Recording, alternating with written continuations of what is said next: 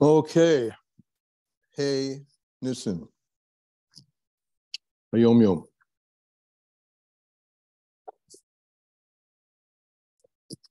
Here we go. Birchas HaMazon. In the Ratzeh that we say on Shabbos. I'm looking at my siddur now. Yes, the Ratzeh that we say on Shabbos. The very last line, Uvevinin Yerushalayim, speaking about the building of Yerushalayim, Ir Kodshecho, the holy city, Kiato hu Baal HaYeshues. You, God, are the master of salvations with a bez, with a pinto. Uval hanechomos, the same word, without a pinto, it's a vase, and you are a val hanechomos. That's the first thing he tells us. Be careful with that. He doesn't tell us why. Then the body of Hayom Yom. My grandfather, the Rebbe Maharash, commented on the saying. Here's the saying. The sages said, the place of man does not honor him, but rather man honors his place. And the word for honor is kavod. The term kavod, honor, has two implications. One is the organ of the body called the kavod is the liver. As the Torah says, Pharaoh's heart is kavod, heavy. And the sages comment, his heart became like a liver, meaning cold, insensitive. And the other meaning, of course, is kavod, honor, signifying the revelation of a supernal encompassing illumination. Kavod is an illumination from Soviet Kalalman. I'll call kavod hopa, we say. Over everything is the kavod, the canopy, the all-encompassing canopy of the huppah. So the place of man does not honor him. Place and circumstance do not make him cold and insensitive, right? The word honor, taken as liver. It's not the place and the circumstance that a person is born into that makes a person cold and insensitive. Rather, man, the person himself, brings this, has the capacity and the power to illuminate his environment with the light of Torah and Avodah. So environment is not deterministic. We have capacity to pierce through it, overcome it, or whatever words you want to use. When the soul descends into the body, it is administered an oath, and this is where the power comes from. The soul comes into the body and it goes down into an environment, and of course we know that environment has an effect, nurture and nature, but we have a nature. We have a godly nature. When the soul descends into the body, it is administered an oath to be a tzaddik, righteous. This oath, this shavua, implies sovea, satiety, satisfaction, fullness. The person is generously endowed. That's the word sovea, right? So the word shavua and sovea. We take an oath. We are generously endowed with eminent powers to be able to fulfill God's intention in having the soul descend into the material world.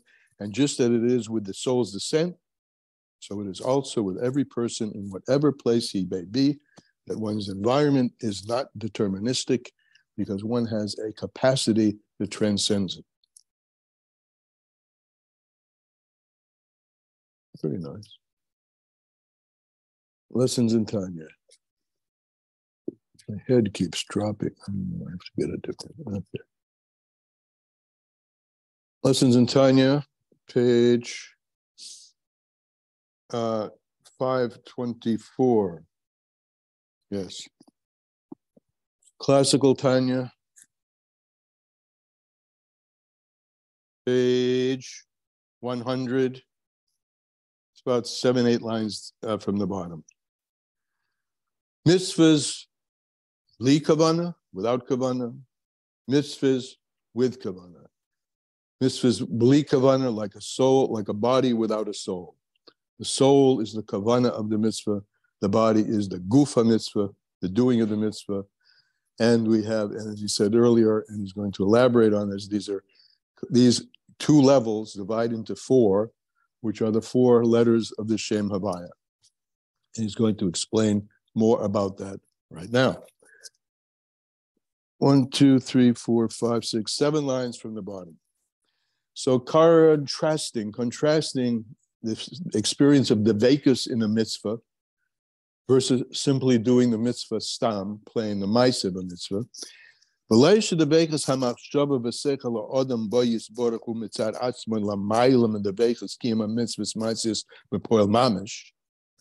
It's not that the clinging to Hashem with one's thought and intellect in God during the mitzvah is intrinsically higher than the level of devekus that is intrinsically higher than the devekus, the clinging to Hashem, in just doing the mitzvah itself.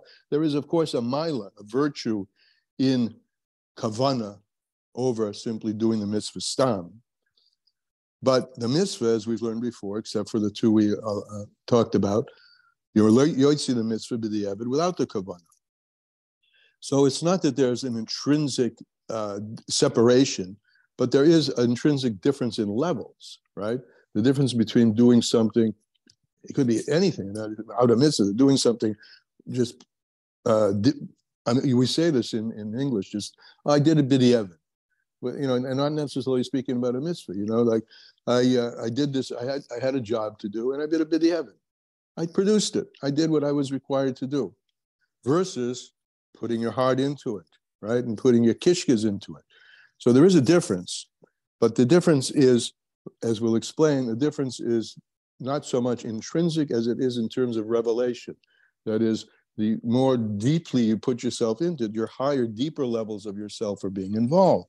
And the less of that, the less of your deeper levels are being involved. So, yeah. So it's not that the one is intrinsically that much deeper when it comes to the mitzvah itself. It's just when you do the mitzvah itself, as you do, for instance, as we spoke about, that you can do the mitzvah of Krishma without kavanah, but you're not yotzi, and the kavanah makes you yotzi, but everything else is b'diavad. Now let's look at this aura, this light, this radiation, this illumination that comes when you do the mitzvah with kavanah, when the mitzvah is enclosed in kavanah. It's gedola. It has a greatness to it, right? It has something that the other doesn't have. When your heart is in it, there's a different feeling to the expression of what you're doing. It has a greatness, la'ein kates, even though they're both the Ratzon Elyon, right? It's both Hashem. Hashem wants you to do the mitzvah, and He wants you to do it b'kavanah.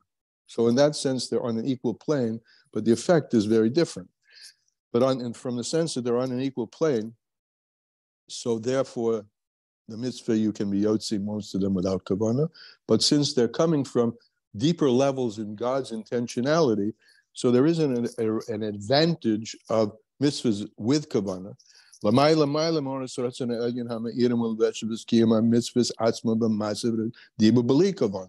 That takes us over to the top of the page.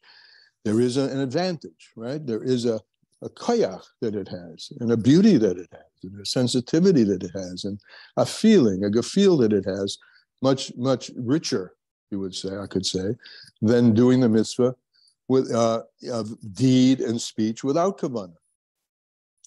And this differentiation is, he uses now an example, a metaphor, is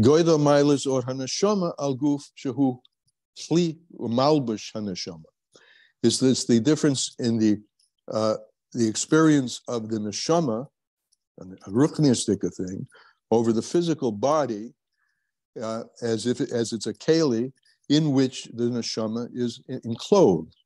To make guf ha-mitzvah, so you have the body of the mitzvah, that's the simple doing, lases, the ikir hu hamase, right? That's the ikir, the body, but that's the body of the mitzvah.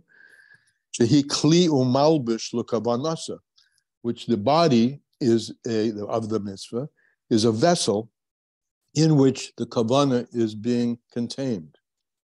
Like the body, physical body, is a keli, a vessel in which the neshama is being contained. So the mitzvah is like the body itself, in which is enclosed the kavanah, which is like the soul of the mitzvah.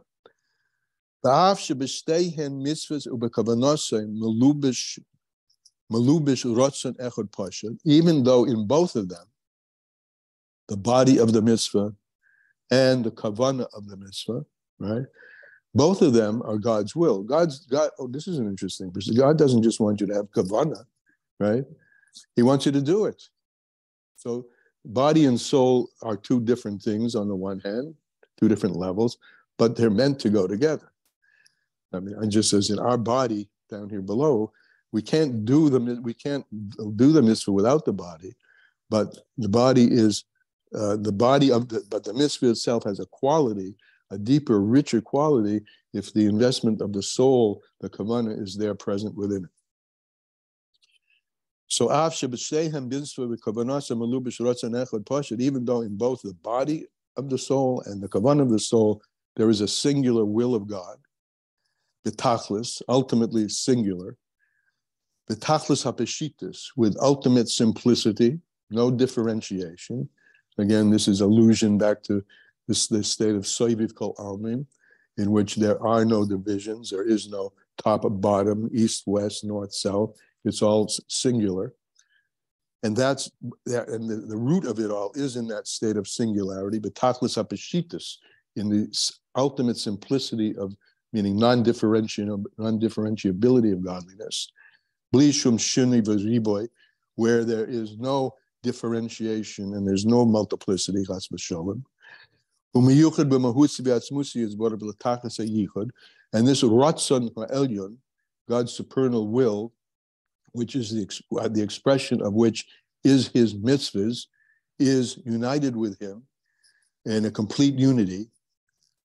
Nevertheless, the radiation, the illumination that comes from that simple place of unity, as the radiation expression comes out, it becomes differentiated, just like in worlds, right? Worlds emerge from God's singularity, from his achdus hapeshitus, the same words we use here, betachlis hapeshitus. They emerge from that place where ein od milvado, there is nothing beside him, and he is the one who was before the worlds were created, and he is the one afterwards the worlds are created. But from there emerges a sense of time and place and differentiability, this diversity.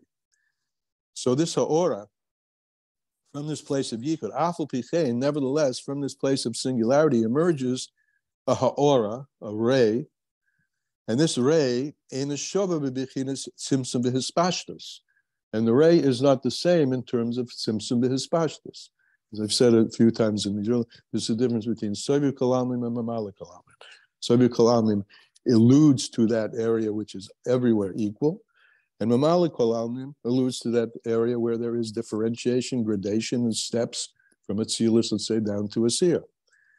So in that respect, from the second respect that I mentioned, the ha'ora is not equal all over in terms of tzimtzum b'hispashtus. At a higher level, there's more hispashtus of or, more hispashtus spreading out, and at a lower level, there's more tzimtzum of the or. And we have a note here on the side. He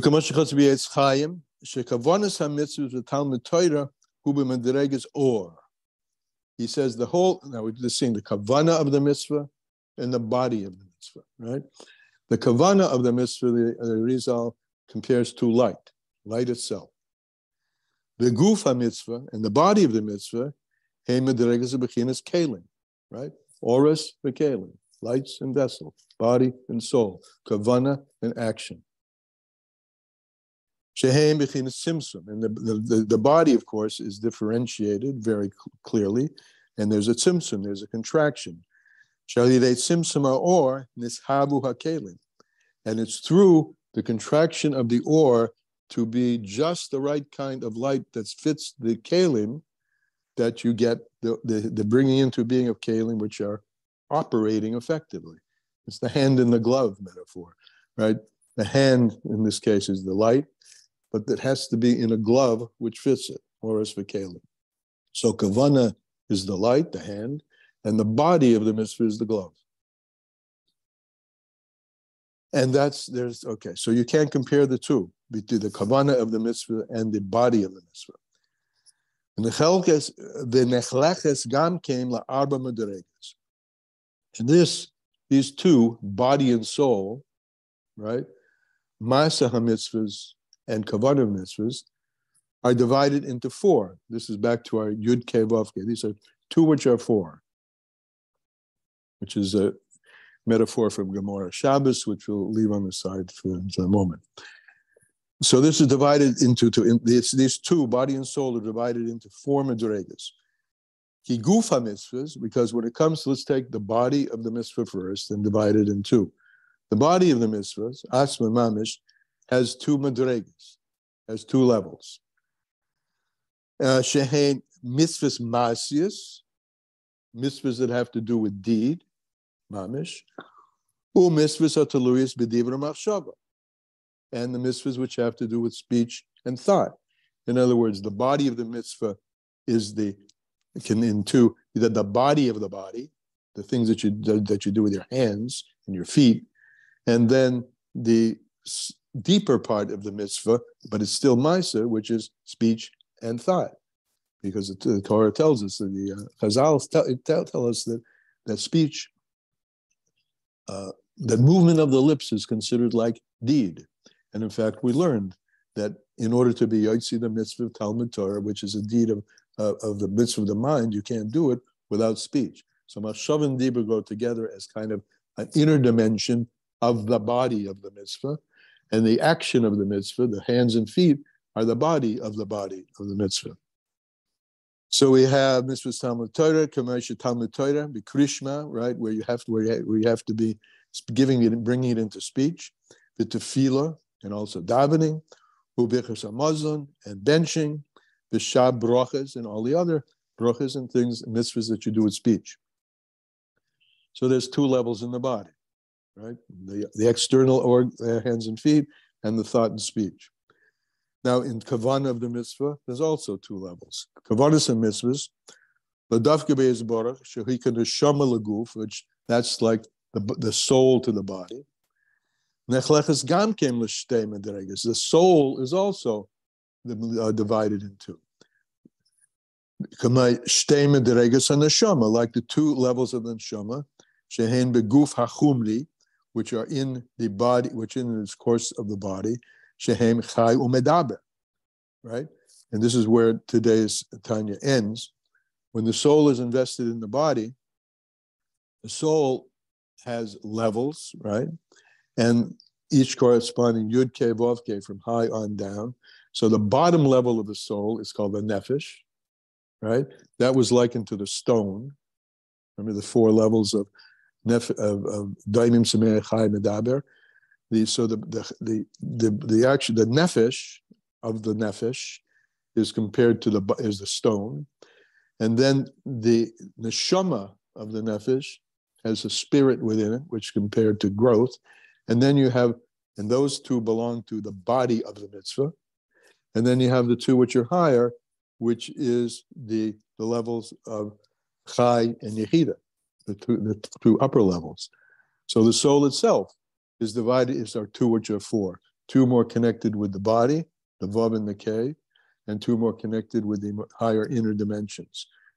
So where we're going here is that even though you can be Yotzi mitzvah without kavanah, there's no comparison in two respects between the two, that a mitzvah with kavanah in two respects is different than a mitzvah without kavanah, in that number one, it demands that you bring more of your deeper levels of yourself to the mitzvah and express deeper levels of yourself. And it also means the corollary of that is that deeper levels of godliness are expressed and brought out into the world, more emanation of godliness at the deeper levels of God's consciousness are brought out and when you do a mitzvah with kavanah than when you do a mitzvah without kavanah. That's today's Tanya.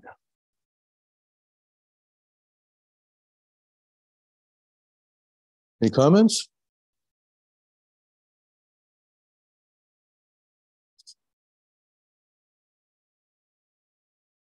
So we all got it, right? Really, if you didn't get it, please ask. See if I got it. And assuming that the silence means that you all got it, so what do we do with it?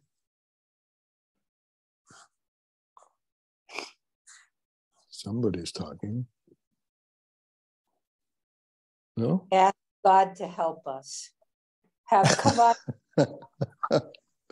Ask God to help. I love that. Go ahead. That's enough.